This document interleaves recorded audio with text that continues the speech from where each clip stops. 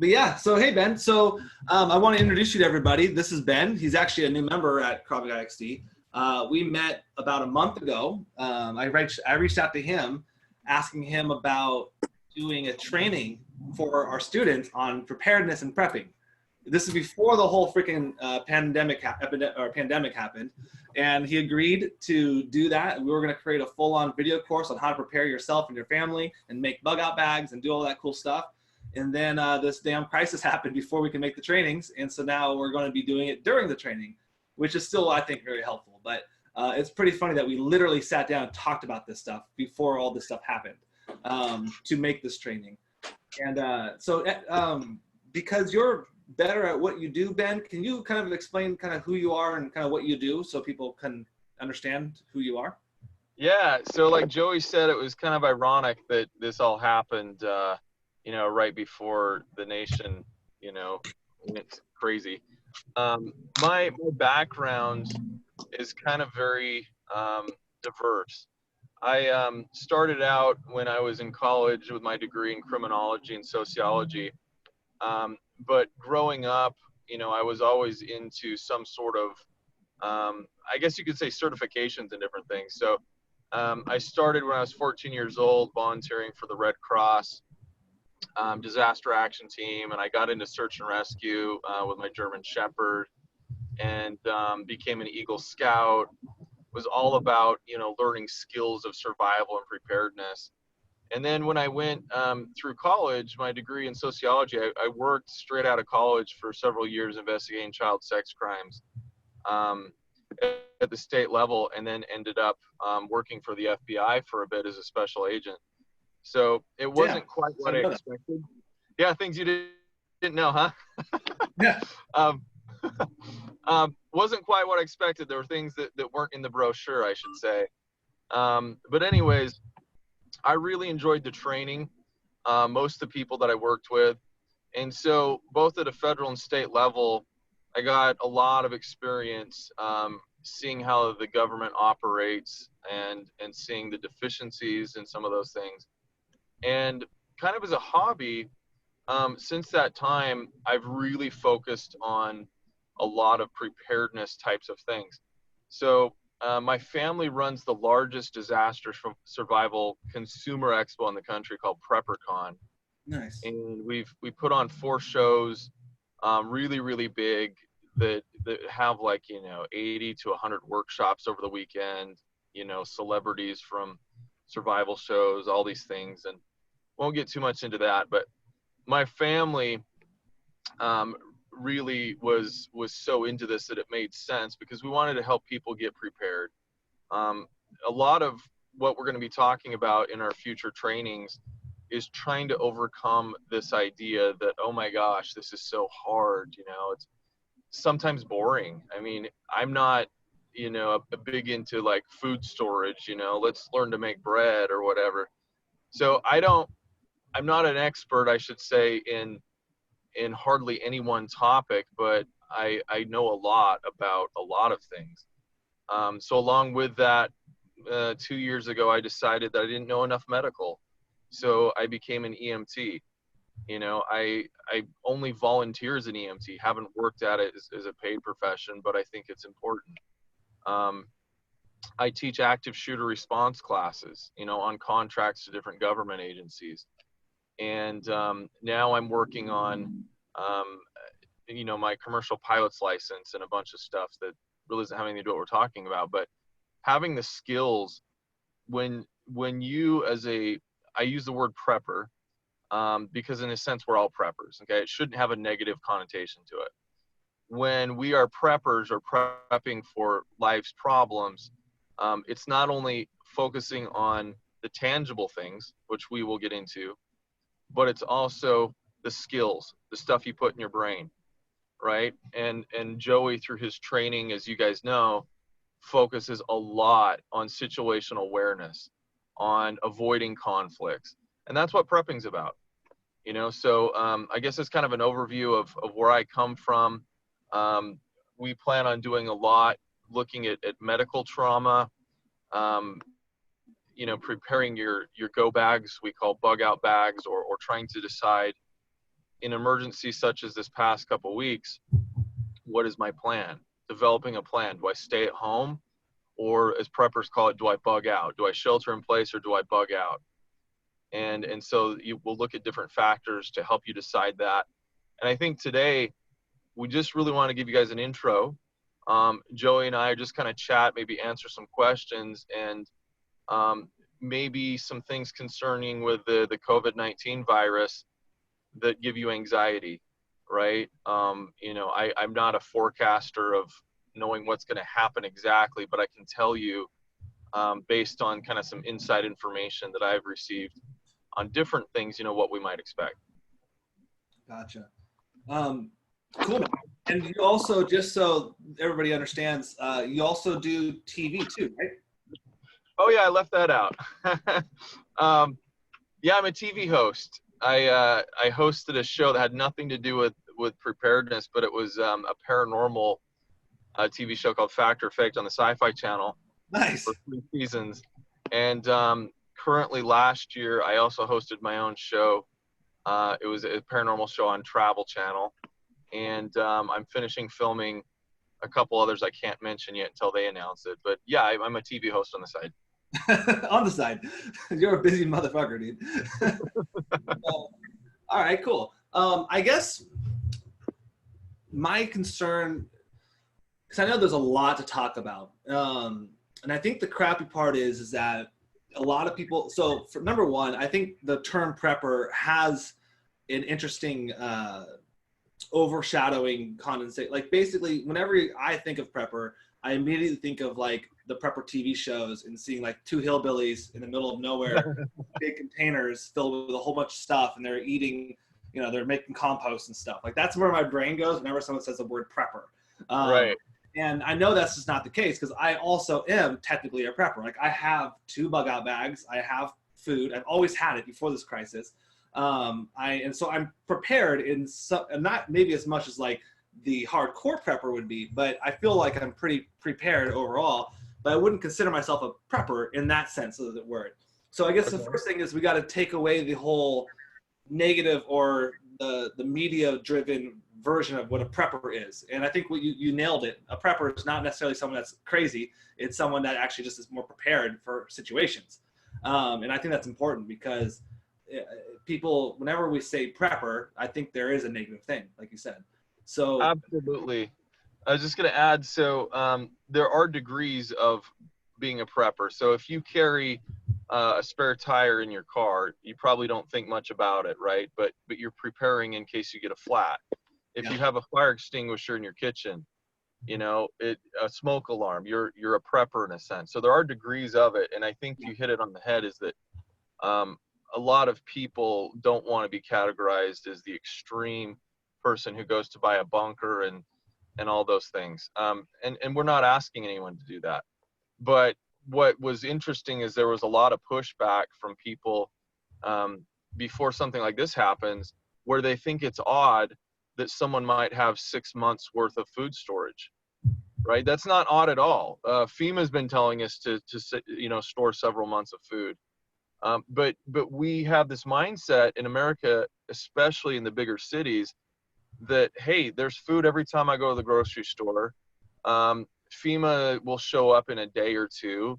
They'll have the power up and running, you know, if electricity goes out from an earthquake. And that is just completely false. You know, when you get into volunteering with Red Cross or your CERT team, which I'm a member of here in Huntington Beach, you learn very quickly they will not be there for you. They're not coming for you. And that's the sad reality. Yeah. You are on your own for possibly weeks. And that's where it's not very odd to you know, take a page from the prepping book and start doing this on your own. Gotcha. No, that makes sense. I mean, the truth is there's just too many people to help, right? If worst case scenario happened and everything was shut down and shut off, power, electricity, water, there's just too many people to help, and we can't expect that to happen the next day. So we have absolutely, and especially here, I'm assuming most or everyone is here in California. We might have people watching from across the world, but in a place like Southern California, we have what is it? We've got 3 million people here in Orange County. and another, I think 11 million in LA. When we have, I should say, our major earthquake, the fault lines will shear apart the gas lines, the power, everything that crosses them, and we will be in the dark, without water, without gas, and that could take months to repair. You are not going to just jump in your car and go to Vegas. Yeah. You have to get over that. You have to basically shelter in place. And where do you think those 15 million people are going to get food and water? We saw in the past couple of weeks, within hours, the shelves are empty at stores. Yeah. And you disrupt the supply line of trucks being able to get to the stores. You're in dire circumstances within just hours. Yeah, that makes sense. Okay. So that's like obviously what we can cover later on as far as like major worst case scenarios. I think the best thing to do for today is mostly talk about this current situation, good best case scenarios of what could happen, and then maybe worst case scenarios, and kind of how you could be prepared for both. Because obviously the best case scenario is that a week from now everything's back to normal. I kind of doubt it, but that's best case scenario. Worst case scenario is we go even deeper into a shutdown and have a harder time getting food from stores. And then my biggest fear is that people become more primal and violent, and that's my biggest thing. Is I'm more wanting, as a self-defense instructor, that's what I mostly care about. Obviously, as a person who like you who does self-defense but also prepping, I'm sure you've had some thoughts into that too. So as far as where do you think we are now? Like, in your opinion, obviously this is all your opinion. It's not, we have to take it all of what it is, just for yourself, for myself, for everybody listening. But in your opinion, where are we right now? Can you still hear me? Yeah. I'm good. Okay, there we go. My audio went down for a second.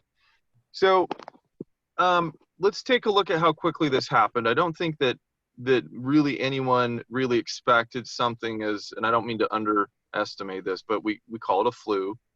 I don't think anyone really expected that this would have such a global impact so quickly. Yeah. So that's number one. So it has surprised us.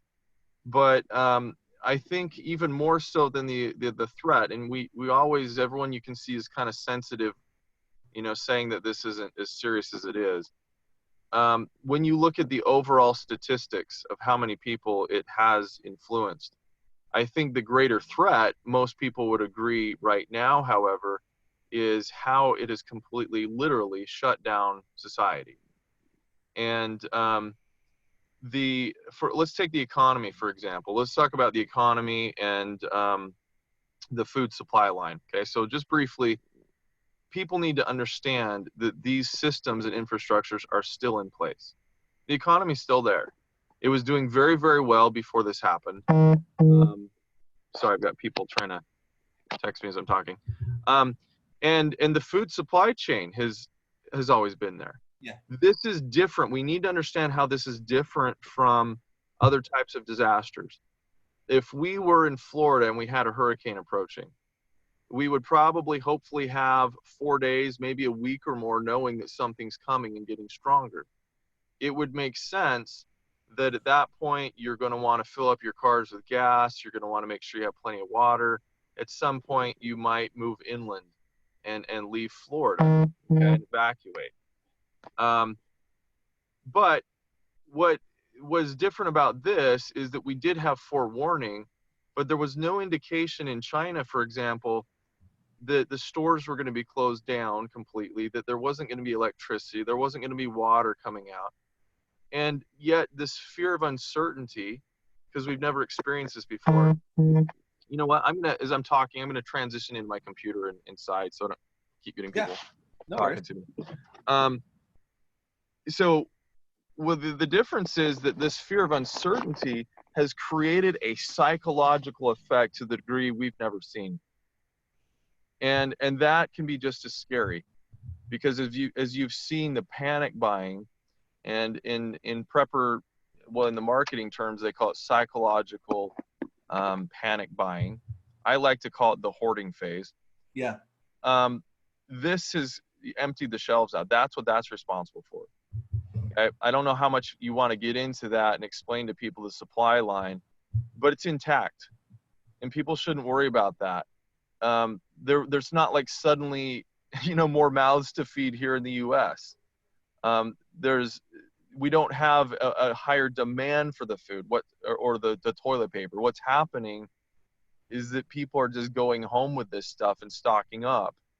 And so for a while, there's not going to be as much, because the retailers, they don't want to buy a whole lot more orders, because they know in a week or two there's not going to be the demand. Everyone's going to be satisfied. Yeah. Right. So that's kind of the number one thing that I think people need to realize is hold on, don't panic, don't buy into what everyone else is doing when it comes to food and water. But here's the take-home lesson. We absolutely need to see this as a warning. Yeah. We absolutely need to take this now. And if we have found ourselves kind of asleep on the wheel, we need to see this as a wake-up call, and to say, okay, I wasn't prepared for that one.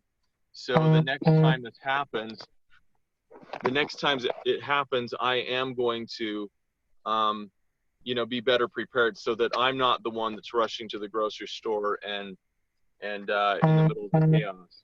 Yeah. So let me, if you could take over just for a second, I'm just going to run inside. Yeah. And we'll get set up on the computer, and this will be much easier to do. No worries, man. All right, cool.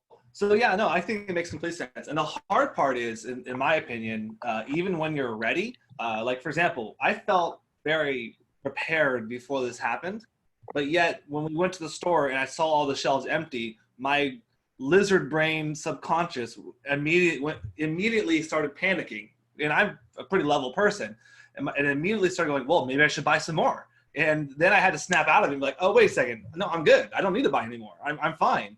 So it was really interesting that even someone, I consider myself pretty grounded, pretty level-headed, but obviously there's flaws, but I still bought into the panic for a good split second of, wow, everybody else is doing it. Maybe I should start doing it. And so that made me realize how people that aren't in a level place or clear-headed place, or people that aren't ready, I could see how this snowballed and made it worse and worse and worse. And because we went to Costco yesterday and it was completely stocked. There was no empty shelves. There's hardly anybody in there. There's no lines. Obviously, they have a whole bunch of signs 6 feet apart. They're giving you hand sanitizers. They're wiping everything down. So like the supply line and the supplies, it's all there. And there's a big mound of toilet paper. So I was like, okay, so obviously we're not really that bad off. And then like an hour before, my girlfriend saw like headlines on media going, sold out everywhere, big lines everywhere, we're all going to die. And then we walk into Costco and it's completely peaceful and there's nobody there and there's toilet paper and canned food everywhere. And I was just like, okay, there's a big difference between reality and media reality. Absolutely. I'm super upset with the media, like in all angles, because they're just blowing everything up. And it's just, I think it's causing a lot more fear in people to act more irrationally. But absolutely. Yeah. And it's funny you mentioned that, because I haven't been to Costco for a while, but I figured, I kind of predicted, let's see, the New York Times interviewed me last week, and I had Dr. Phil Show calling me over the weekend, seeing to do a show about this. And it was like last week, I predicted that it would be about a week or two before you start seeing those things come back on the shelf. So it seems like we're kind of right on target. Like you're saying, it's already starting to appear on the shelves. Yeah. And that's the way it's supposed to be. They don't want what's called shrink, within their, when they go to buy things for a particular quarter, the grocers, for example, Kroger, okay, is the distributor. Kroger had they've been in business for 137 years. Okay, their top sales day of their whole history happened last Thursday. The very next day, on Friday, they broke the record again. That's never happened. Yeah. But they still know that they can't, the retailers just can't go and buy, because then this is going to happen, like you said, and now we're back to normal. Yeah. That makes sense. All right. So, all right, now it looks like I'm back on. I'll be joining you on the computer here in just 1 second. All right, no worries. Yeah, you're a little popular today. I'm gonna just text you right now too, just for the sake of it, just to know it was my text. Well, I think that's the Zoom notifications. I think that's what's happening. People are commenting. Maybe. I'm not sure. Is anyone commenting? Because someone's blowing up my phone here. Okay, so. All right. So let me turn this one off. I see that you went as far as building a tent in your living room for the prepping. That's right. That's we get our young ones started early. That's awesome. Alert from Sophos home. All right. So I think what would be kind of cool is, I think you're right. So we're in the middle of talking about like where we are right now, and now I think we're maybe, if I might be wrong, we're past the hump of like hoarding, or everybody doing their hoarding buying, which is probably going to make things a little safer. You look like you're frozen, so let me see if I can. Good. Ben, are you up there? I can't see it. Let me admit you again. Okay, guys, sorry about that. I'm back. Oh, no worries. So basically where we were is we were talking about the current state of where we are now. And I guess the next phase of this would be to talk about what we consider to be the next phase. And there's a lot. Home microphone. I assume there's, that's awesome. I assume there's a lot of I'm assuming there's a lot of pathways that we can all go, the country can go, the level of craziness we get to. In your opinion, what do you think is the next stage to where we're at? So with this particular, emergency pandemic, what I see happening is I know the president wants to open up things by Easter. It gets very political as to, whether that's going to happen or not with businesses. But like I said, I think the more crucial thing is that the economy starts working again. And so I think what you're going to see, like you explained, is over the next week or so, food is going to start returning to the shelves. As things are going to start to look a little bit normal. However, if this lockdown continues, and I don't mean to be an alarmist, but let's give you a little worst case scenario. If the lockdown continues where people are not going back to work, they're sending out stimulus, checks or things like that, so people can perhaps, pay their rent or buy a little bit more. But you have a lot of people who aren't doing things that are productive right now. Yeah. And they're sitting at home. You have an increased amount of tension because this is not the normal environment for people. They're living together in close quarters. Not every family member likes each other. Okay, so you're going to see more domestic violence. Perhaps more domestic violence happening. People getting on edge. But here's the real concern: if paychecks don't start coming and the companies are actually starting to lay people off, and people are getting their notices that they're either let go or that these stimulus checks aren't cutting it. Yeah. If we stay closed down, that's when people get desperate. There's a great, forget the name of the author at the moment, but at the turn of the 19th or 20th century, he had a famous quote where he talked about 9 meals to chaos.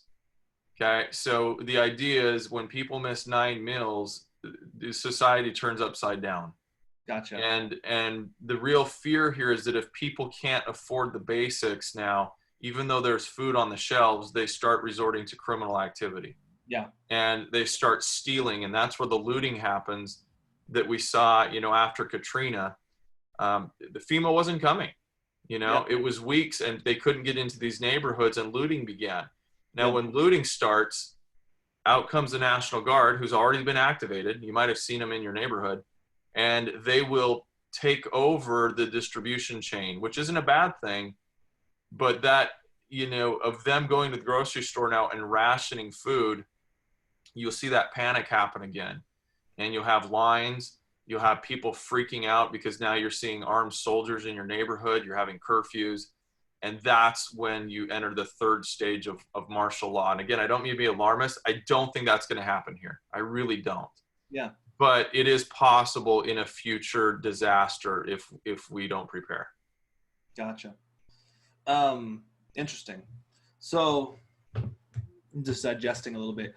You said something about you did see National Guards coming in. What does that mean for us? Like, because I haven't seen them yet, but I think you mentioned you saw them in Huntington. I think I saw a. So, yeah, if you follow what's been happening, so the president authorized the federal National Guard to help assist in several states. Our governor called up the National Guard. I think there were 5,000 activated in the country, which doesn't seem like a lot, but we had them stationed at in Anaheim. They were assembling as of, I think, Saturday at the Honda Center. Is it the Honda Center or the Anaheim Angel Stadium? So they were assembling there, and their primary, official role is to help the food banks. They've closed the food banks, and they're going to be distributing and helping get that food out into those communities for the people who depend on it, number one.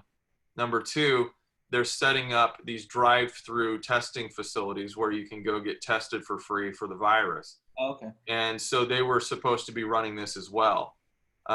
We have been assured, at least here in Huntington Beach, that they're not here for law enforcement functions. But as we know, if you're a student of history, that can change pretty quickly if they start instituting curfews. And in my thinking, if it's not absolutely necessary, they should not do that, because that creates a gut level panic in people. Yeah. That you've got, soldiers now in your neighborhood. Yeah. I think a lot of people right now are still in that honeymoon period of like, oh, this is kind of interesting. It's different. It's not that dangerous. The people are going to take care of it. I think we're all kind of in that mode still, not thinking this is going to be like some hardcore thing that we're all going to be shut down from. It's a nervous laughter, isn't it? It's Yeah. like you go to the store and people look at the shelf and they're kind of like, oh, there's no toilet paper. Oh, they're out of tuna. This is kind of funny, It's like, it starts that way, and I hope it only goes that far. Yeah. But in another situation, it could be worse. Yeah. Okay. So that's great. I wonder if, for the sake of this call, if we should go over, if you have any advice for people, maybe that are in a situation where they're planning for maybe it to get worse, and not get stuck and wrapped up. I mean, it's kind of hard to start prepping now when, I guess it's not, because technically all the stores are pretty full again. Like, we literally can walk in them. Yeah, so let me give you an idea. I don't know if you can, no, you can't see it behind me because my wife already packed it up. We started going through our kits and what we call a 72-hour kit. And so each member of the family, we all have our own, and then we kind of have a master kit. Then we have some bug out bags. Okay, these are things that you grab and could have assembled in less than an hour to get out of your house. Okay, what would I bring? Then we have vehicle kits, and then we have our food and water storage for here. So it might seem like a lot, but remember, it does not have to be overwhelming. Here's some things you can do right now. Okay, so if anyone remembers, if you were in high school psychology or whatever, you would have this triangle, right, of we call Maslow's hierarchy of needs. Yeah. Yeah, right. At the very, very top of it is, hey, if everything is going great, then I want my emotional needs met. I want all this stuff. But down at the very bottom, at the base of it, in survival, topics, we have to meet the very first things that are very most important first. And that is always, number one is shelter. Yeah. Number one is shelter. Number two, so if I was stuck in the woods, I can't survive hypothermia, sometimes depending on the temperature, for more than a couple hours. Okay. Once we've established that, we go to water. Most people can survive about 3 days, sometimes a week, without water. So we call this a rule of threes. Then we go to food, and food you can go for about 3 weeks. Okay, it'd be horrible, but You can really about 3 weeks. 3 weeks without food. Damn. I can't imagine going all day. We're intermittent fasting right now, and I'm like coming up on the end of my fast, and I'm like hungry. Yeah, absolutely. And like was mentioned earlier, 9 meals. That's your 3 days. 3 days, not 3 weeks. That's 3 days. That's when a lot of people get far more than just hangry. They're willing to kill for food. Yeah. So 3 weeks is very, very serious. And then finally, if those needs are met, then we get up into the other things like, okay, well, now I'm stuck here at home and I'm just bored. The psychological stress, the anxiety, those things are important, very important. But first we have to meet the other needs. Yeah. So let's start at the bottom and talk, what I tell people with prepping, sheltering, well, just make sure that you have an alternative means of keeping you and your family out of the elements, right? If you had to leave, if you have to go, then you have a good sleeping bag, maybe a tent. Okay, that's pretty basic. But within your apartment, your home, right now today, you can start with water. Okay. Most of the online things like Amazon are still delivering, and you can go on there and you can get water containers and things that we'll get into later. But I would focus on that even before I got into food. Because if you just make a goal once a month to focus on one topic and work on it within a year, you're going to have a really good supply and it's not going to break the bank. Yeah, that makes sense. So first off, I know it's hard because you and I already talked about trying to make a full-on thing for people to do over a course of their life and everything and make this all the stuff. But I guess because of the current situation and we're talking about today, do you think it's possible, I mean, obviously it's possible, that there's any way the stores will get shut down to try to contain the virus? Or do you think that's going to mostly stay open? So just looking at it from a government point of view, that is the very last thing that they would do, and it would be out of pure desperation. Okay. It's very important that that we keep our infrastructure, the supply chain for those necessities, to keep those going. Because if they allow those to shut down, then where does that burden get shifted? To the government. Yeah. Right. And the government doesn't have the resources. They just don't to handle. You might, in a region, in a city, in a state, be able to pool together and bring that. We don't have the resources nationwide to take over a supply chain for a whole nation. Yeah. And to provide food and water.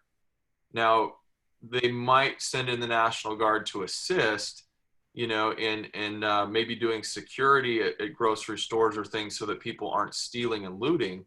Gotcha. But I really see that being shut down as the very, very last resort.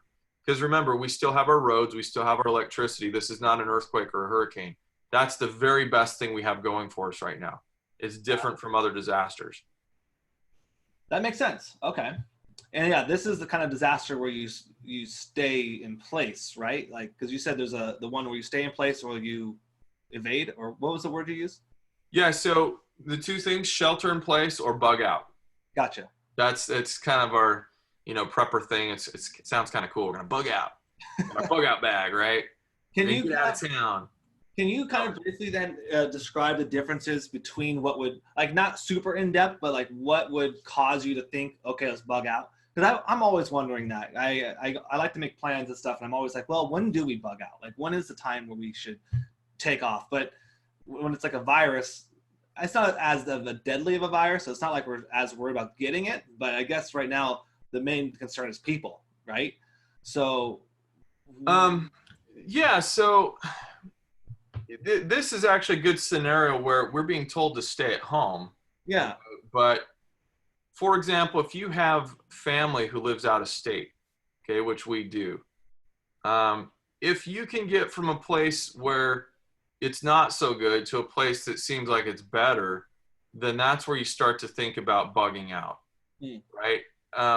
especially if you live, I was up in Los Angeles just Sunday night. I was visiting one of my friends whose wife is in the hospital. I went up there, and he has a CVS, which is literally down at the bottom of his building complex on the corner. He says he can't find any food there anywhere.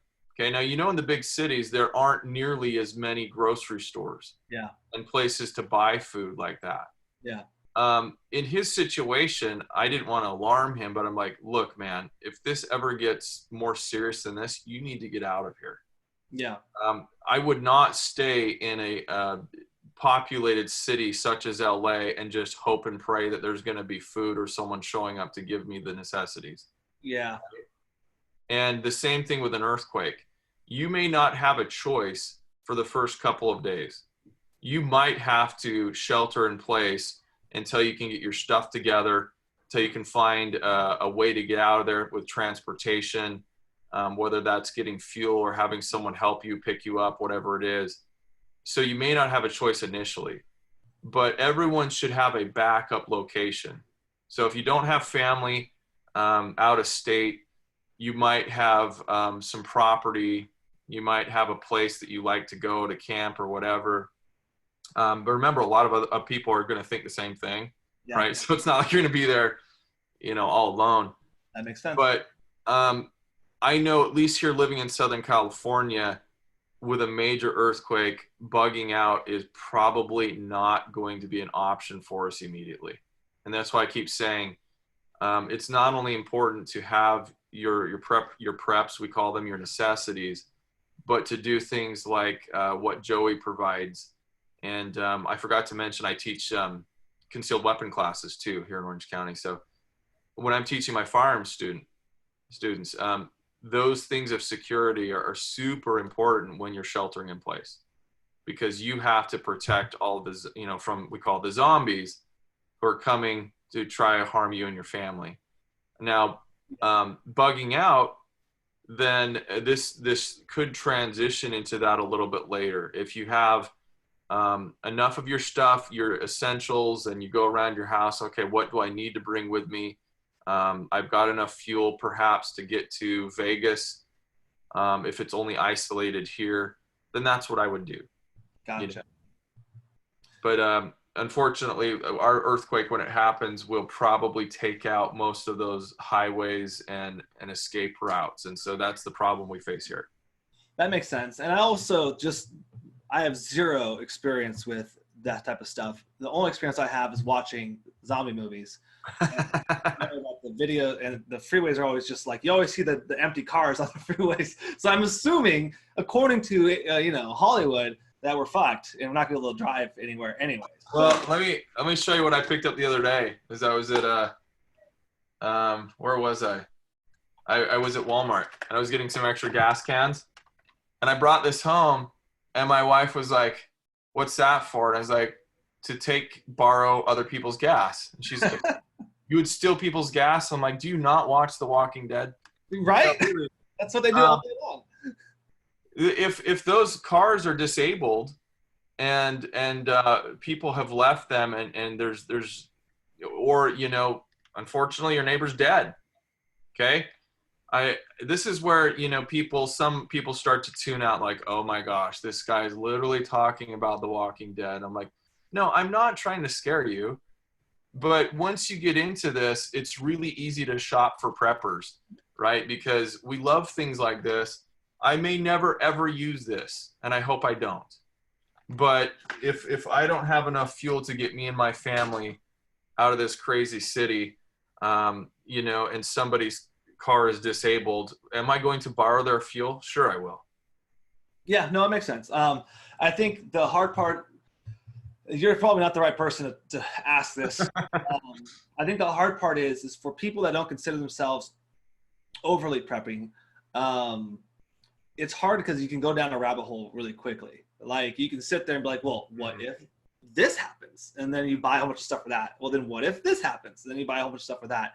And eventually you just have a house full of stuff. And so that's always the kind of the balance where I'm at personally. So I always make sure, like, for me personally, because of like, I don't want to spend thousands of dollars right now and all that stuff. I always make sure that we have enough stuff to last us a few weeks, probably a month. I'm talking about food, ammo.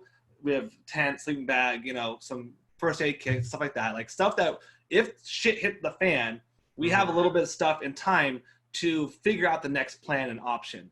And because of not being smart, level-headed, having even weapons, having supplies, you can now find more of that stuff. If that makes, in my opinion.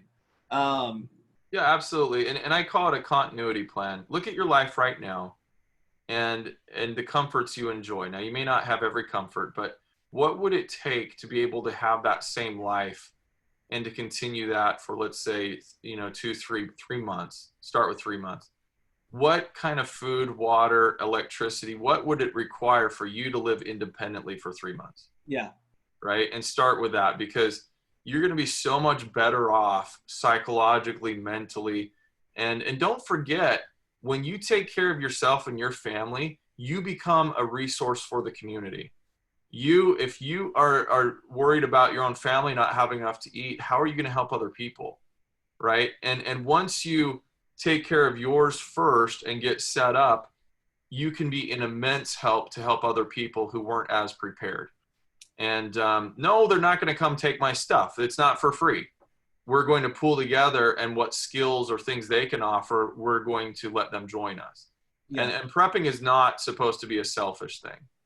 But think about those 3 months. What do I need to do to continue living the way I'm living and not be interrupted with what's going on out there? Yeah. No, that makes sense. I mean, when we went to Costco, we bought a couple of essentials, and then we bought a large thing of alcohol and a large box of chocolate. Because I figured if we are stuck at home, we got to make sure we have chocolate and wine, like, obviously. You mentioned that it's kind of funny, but true. I don't drink, but you know what I do have is tequila and some wine for bartering. You know, I'll trade it for somebody who wants that comfort and for something that I want. So, yeah.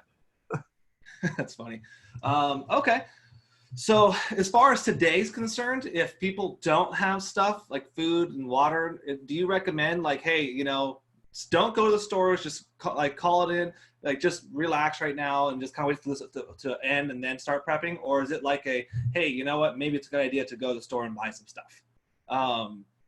Yeah, so I wouldn't necessarily buy more than you normally would right now at the store as far as food and things. However, what you can do, okay, some people have a lot of time on their hands right now.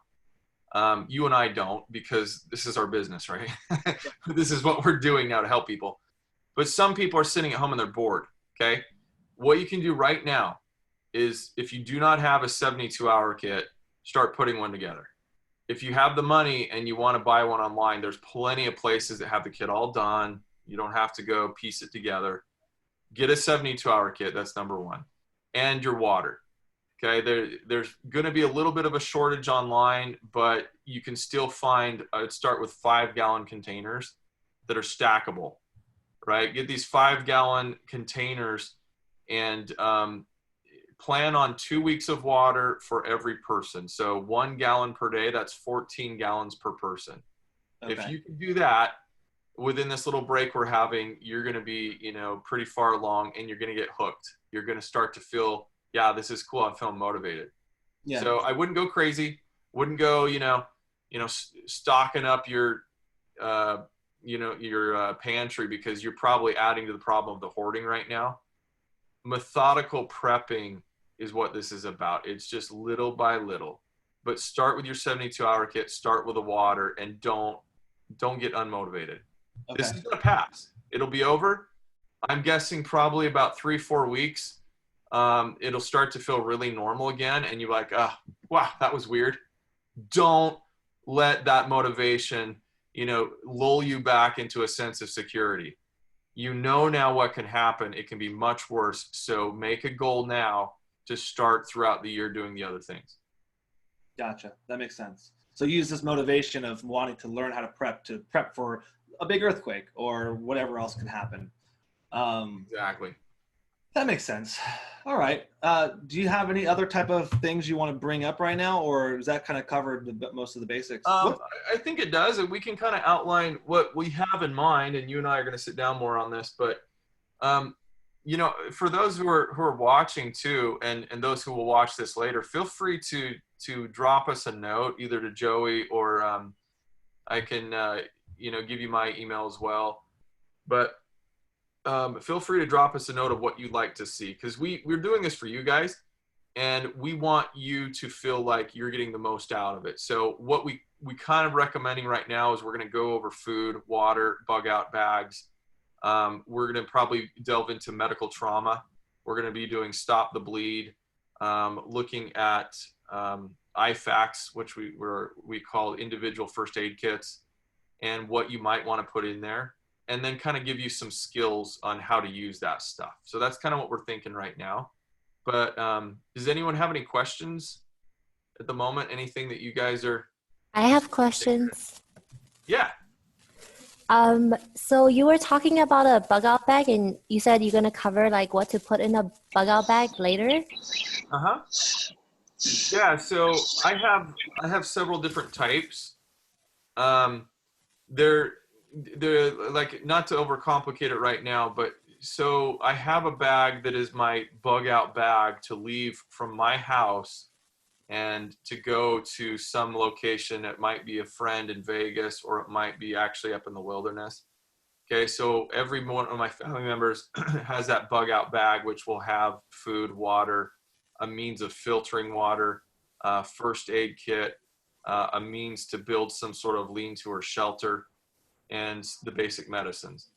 Okay, so that's what we'll cover with that. But then we also have what I call a get home bag. Okay, and this goes in your vehicle. So it has everything from, you know, maybe you're on a regular day, you see somebody in a car crash and you go to help them with first aid stuff. But it also has the materials you need to get back home. Some of us work maybe an hour away from our homes. Okay, if an earthquake takes out your ability to communicate with your family and the roads are down, do you know how to walk back to your house? How long is it going to take? You know, and so your get home bag is kind of like the reverse, right? A lot of the same stuff, but I have a friend who was in Japan when the tsunami hit, and it took him half of the night to make his way through what was left of public transportation and everything from Tokyo to get back to his family. And the family had no way to communicate. The kids were stuck at school. The school couldn't tell the family how their kids were getting home. So they just hoped and prayed that their kids would show up, and they came home about midnight. The teachers were able to finally arrange for a way for them to get home. So those are two types of bug out bags that I think we could go over. Yeah, we have those. In our car, my car and Brent's car, we both have a small little pack. That's the get home pack. It's like basically a little bit of food, a little bit of water. It's got a knife in it. It has first aid kit. It's got a couple little trinkets, and that was built just to get her or myself home. And then at home, we have, I know this is different probably than some of the stuff you do, Ben, but we'll go, you're a lot more in depth than I am. I just have the basics of basics. And then at home, we have an actual bug out. We have a backpack that like, okay, this is that we're taking if we need to go to Big Bear or Catalina or wherever we want to go. This is the bag that has all of our stuff in it. I guess that would be the bug out bag. Yeah. Okay, and then we also have like a crate and a box of extra stuff that we'd throw into the car if we needed to. You know, you absolutely are kind of set up the way we are. There are bigger things that you may not be able to haul in a backpack, but if you're, you know, to take your kind of shelter in place gear, which is like your longer term, you know, food storage, that can go with you too. You know, if you have a big enough vehicle. So it seems a little confusing. I don't want you guys to be afraid, but it's not that hard to organize this stuff. It's really not. If you love organizing like my wife does, you can make yourself a little manual of, okay, well, what's our plan? Here's an inventory of what we have right now. And it's not that hard to keep track of. It just seems overwhelming at first. I'm just thinking like what to put in the car, like your car pack. So I'm thinking like when people go crazy and you actually have to get up and leave, do they like start raiding cars and stealing like what's in cars Yeah. like before they start going in homes? Absolutely. I saw, I'm on the Nextdoor app, which a lot of you probably Yeah, the are. neighborhood app. Yeah. So I saw in Huntington Beach, someone's car window was smashed, and actually, no, I take this back. This was my brother-in-law and sister. They stole their first aid kit. That's all they took. They didn't rummage through and go after anything else. They broke in and stole their car kit. So people are getting desperate, and you can imagine that that's one of the things that could be taken. But yeah, to answer your question, we will go over what to put in that, and it doesn't have to be huge. It really doesn't. The goal of prepping, I believe, is to give you more materials and resources without inconveniencing your life too much, right? I don't want you guys to feel like, every day, because I'm an EMT, I carry stethoscope and, blood pressure cuff and everything in my regular backpack. That might inconvenience somebody who doesn't think about that sort of the aspect all the time. That's not the goal of prepping. The goal is to, for example, have a smoke alarm. Do you think about your smoke alarm? Do you think about your spare tire in your car? No, you don't. It's always there. It's there if you need it. So we'll help you, kind of devise something that's not too burdensome. Okay. I think it might be a good idea too. You just then to actually help. We'll even supply maybe like a template of a checklist and a plan that people can get and write in their own plan and stuff. I think that would be kind of cool. Yeah. Yeah. Yeah, we could do that, and you can kind of customize it. The good thing with my company, my family owns this PrepperCon business, is we had over 300 plus vendors of all sorts of prepping supplies. So if you say, hey, I want something for water, I could probably, send you a couple companies I recommend that I would buy stuff online from. Gotcha. Yeah, that would be awesome. Cool. Anything else? Anyone else have a question? And by the way, Hey, guys, Ben, this is Ed. what's up, Ed? Hey, so I just wanted to get your thoughts. Maybe doing a session in the future or whatever about alternate communication, right? So like if the cell phones go down, you mentioned your colleague back in Japan that the family had no way of knowing what was happening. Mm-hmm. Do you recommend like GMRS or ham or anything like that? Really good question. Yeah, so I'm a general licensed amateur radio operator, and Of course you are. I have a 2 meter and 400 megahertz radio in my truck, and then I have a handheld here at home, and I'm trying to encourage my wife to get her license. There's a lot of these new radios now that they've made them so cheap. These Bofang radios you can get, for less than $100, $50. Sorry. And so it's accessible to anyone, and I highly would recommend that for communications that people do get their FCC license. Why do you need an FCC license? Why can't you just get the walkie-talkie? Well, you can, but to use those bands of radio that are given to amateur radio operators, you legally need to be licensed. Plus, there's an organization to it, and kind of an induction of like there are organizations like Aries and these others that they don't want a bunch of unlicensed people using those frequencies just to talk to each other and create chaos, because the reason it was set up is to have an organized manner where amateur radio operators can help their local fire departments, police departments. And so there does need to be an ordered process in it. And it's not hard to take the test. Okay. But what we have then are what we call repeaters. So whereas you get your little family, radio that has, 25 channels, and some of them say that they're good up to 10 miles or so, that's very, very ambitious. 10 miles would be like clear line of sight, and in the perfect conditions perhaps. But with a repeater, I can call up from where I'm sitting in Huntington Beach and use a repeater in Catalina, which will bounce the signal up to people way up in the valley, you know, and then they actually link repeaters where I can talk to someone clear across the state, you know, or across the country if the internet's up. So it's a really cool thing to get into, but that's what I would recommend. We also have vendors who are into satellite phones, and you can get a prepaid plan now for not too expensive, where it's just a card basically you fill up and don't pay for the minutes you don't use. But if you needed to get in touch with family in an unaffected area, like if I need to call someone in another state but all the phones are down here, satellite phones are really great for that. So there are a couple solutions. I think people rely far too much on their belief that the cell phones are going to be up. No, they're not. They're What not. about the signal for handheld radios like walkie-talkies? Do you think that would go down if the cell phones went down?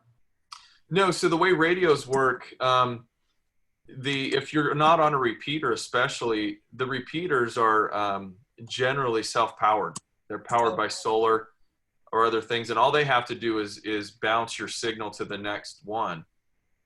Your radios themselves, as long as you can charge up that radio, it's not on any type of network. I can talk person to person easily across the city.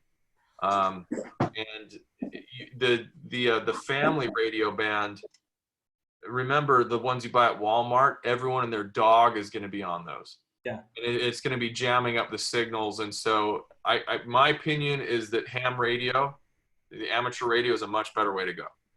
Okay, because right now what we did is I have in our car kits, I have walkie-talkies with the batteries out so they don't get like all messed up in there. That way, if like, you know, we can't, like we're trying to get to each other, at least we have that to turn on, and we have like a channel already on there. But I can see that if it gets a little overwhelmed, then I guess that would be really difficult for us to get. It's a great place to start. Don't get me wrong. If you don't have any communication, you don't have time to go take a test right now, then start out with those handheld family radios and have a plan. Yeah. You know, hey, like you tell your family, I only live, you know, like let's say 2 miles from where I work. And, you know, maybe you can turn that thing on and get a hold of somebody 2 miles away, but more than likely, you know, it's not a good long-term solution. Yeah, no, it makes sense. I only got it because I read a book last year. One of my favorite authors wrote a book about an EMP attack and like people surviving. And I got super like, oh my God, it was insane how bad an EMP attack would be. And I bought little walkie-talkies and I went to some EMP author and like got little bags you could put the walkie-talkies in. So if everybody gets blown out, at least our walkies will work. And I was like, that's all I want them for. You mean runs? Yeah, we got a pack of those. This is my my backup hard drive to my computers in here. Nice. So, yeah, I'm a prepper freak. No, that's good. That's who we want to talk to. But no, that's awesome. Great question, Greg. Does that kind of answer what you're looking for? Yeah, it does. I'm actually in the process of getting my amateur license as well, prior to all of this, and so I have a couple of those Baofengs and another handheld as well. I just want to know if you thought the amateur radio over GMRS is a better route, and it sounds like you think it is. Yeah, I do because easily the range itself, I think the I might be making this up, but I think the GMRS is isolated to like the power output may only be like a watt or something, but you have a lot better range. The amateur bands as well, where they're located in the spectrum, and the ability to use repeaters. So for multiple reasons, you're going to get better range out of going with amateur radio. Okay. Yep, I agree. All right. Any other questions, guys? Mimi, I know you're in Mexico, so I'm always a little worried about you. It's it's good here. I think it's way better. I had to get away from LA. Like I was feeling the vibes, so right now it's so much better. I think that's probably a good call. I think LA is probably the worst place you can be during this type of stuff. Yeah, it's getting bad. Cool. Well, I hope you all stay safe and that everybody you know, like it for me too, even as much as we're prepared, look, anxiety is normal. I think, you know, at some point we should do something in talking about psychological first aid, you know, and preparedness, because if you can't keep it together, you know, then everything falls apart, and you need to find ways to de-stress, to find some humor in this, to relax, you know, watch some of your favorite shows, you know, turn off the news. Like, all those things are really important too right now, that we don't panic. And we're going to get out of this. It's going to happen. I think the economy is going to come roaring back. It's going to be better than ever. But my main concern is that this will happen again. And I think it'll be more serious next time even. So we just need to prepare now. Yeah. Well, hopefully this thing will cause people some awareness of having extra stuff around. And maybe when this type of thing happens again, maybe this is what we needed, like a little boost to like get us ready for something bigger that can happen, so our country can handle it better as a whole. I don't know. Exactly. I'm looking for positive. We are, you know, the term, we are woke. We're woke in a different way here, guys. we're waking up to the reality of the world we live in now. And it doesn't have to be scary. It's a great, exciting time. But you are my people. It's the type of people that Joey teaches that are interested in self-defense. That tells me one thing about you, that you're not relying on somebody else for your health and safety. You've taken this into your own hands, and you realize it's not anyone else's responsibility to take care of you or your loved ones. It's you. Yeah. And so this shouldn't be kind of an alien concept, and we want to help you make it so it's not as overwhelming. Totally. All right, cool. Anybody else have any other questions? Jamie, you like to talk. Do you have anything you want to say? I'm just messing with you. I can't hear you. I muted you. The only thing I'm unmuted. Thank you. The only thing I can say is and you guys are going to laugh, but there's a TV show that used to be on, I think you can still find it. It's called Revolution. And it's talking about like how the electricity all over the world goes bye-bye. And we're sent back. Do you know, you watch it? It's actually pretty good. And I'm like, shit, it's good stuff to know, because it's pretty much basically what we're lining up for. Yeah. No, it was a good show until they canceled it because everybody hated I know, right? I like it. All right, cool. I have a question. Yeah. So you were talking about emergency medicine. Are we going to do like another session where you can give us like some info on how to... Yeah, I think we should. We can, you know, like I don't know where you guys are all located, but down the road here, I'm a CPR instructor, a Stop the Bleed instructor, and there's opportunities to actually get certified that we might do. You can come in locally, you know, to the studio.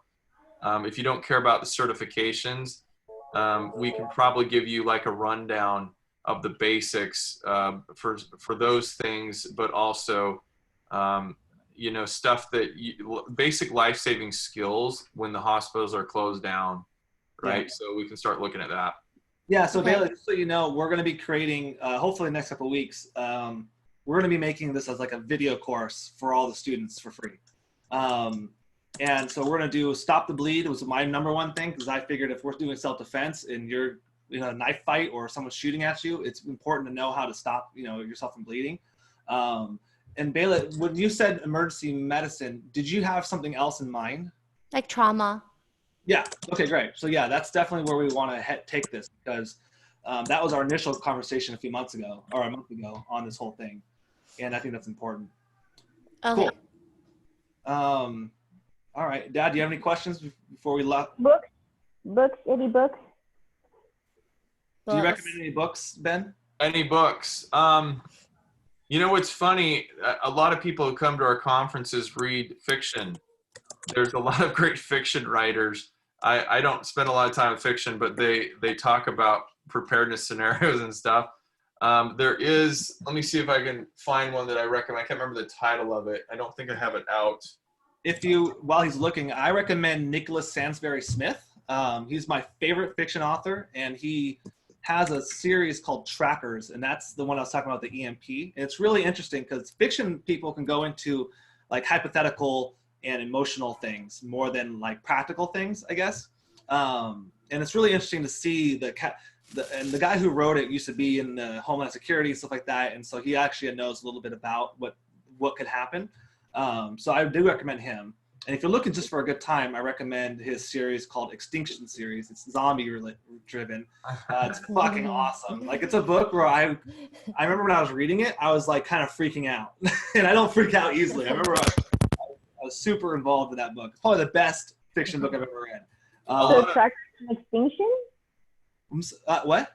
Trackers and Okay, Extinction? so Nicholas Sansbury Smith, he's a really cool dude. He's our age. You can email him. He'll email you back and stuff. He's really cool. I've actually talked to him on the phone a few times.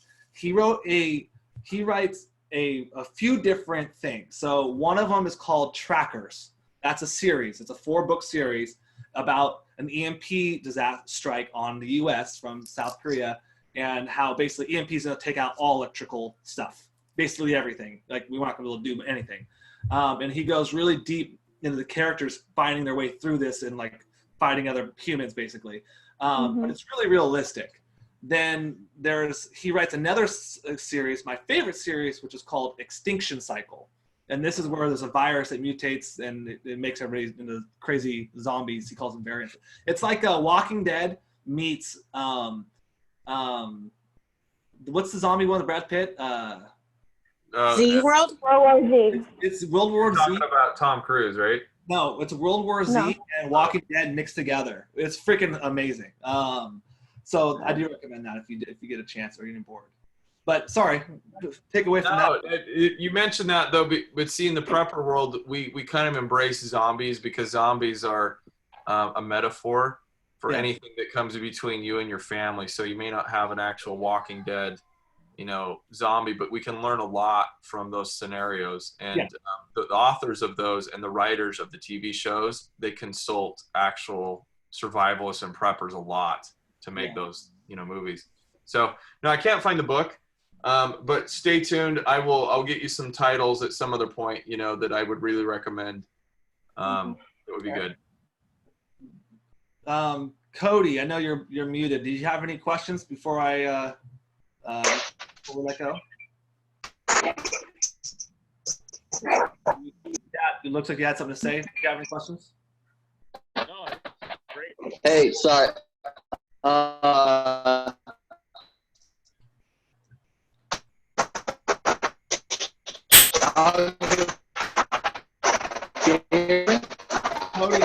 right now, man.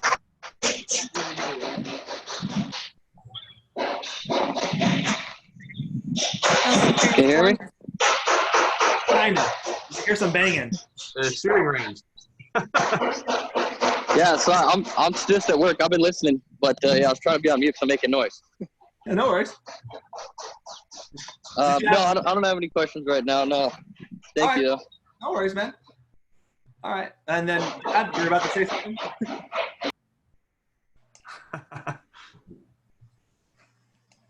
There we go. Oh. Dad, do you have anything to say? No, I really appreciate the prepper stuff. I've been doing it all my life, and I kind of forgot about it in the last 4 years, but luckily I still have some stuff.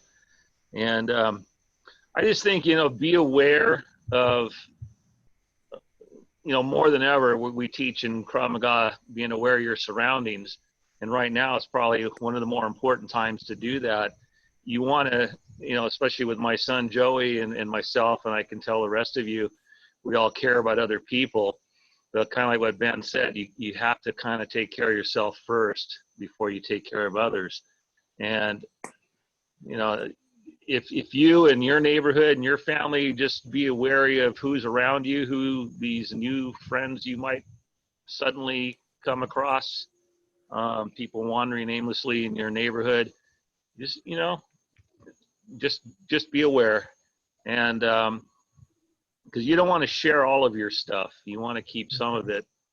And like Ben said, get the ham radio. I believe that's really, really important. And as long as we can still use it. But that's about it. Just get a little food here, a little food there, and just be ready for the future, because you don't know what'll happen. I've been around long enough to see a few things happen. So this is a big eye-opening lesson to be learned. And so now you're all more wise people as a result. That's it.